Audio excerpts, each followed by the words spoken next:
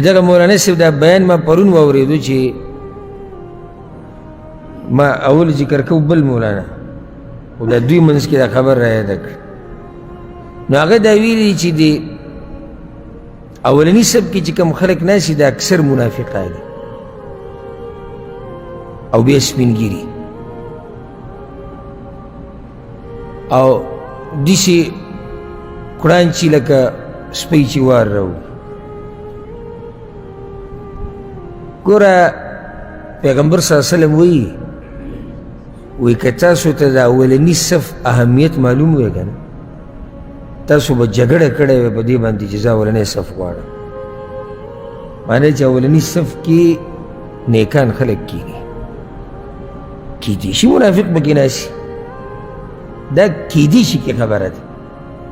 او نور منافق سړی د اولني صف کوشش نه کوي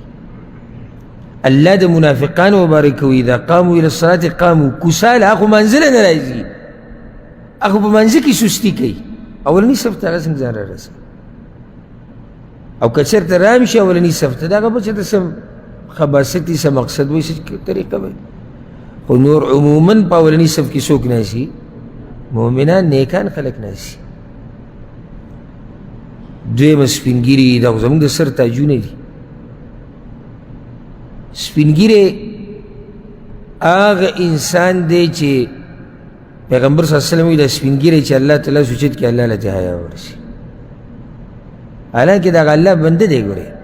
که دې ډېر هم سپینګیری شو که څه شو خو د هغه بنده دی خو هغه له دې بیا هم حیا ورسي داسې حیا والا رب دی زموږ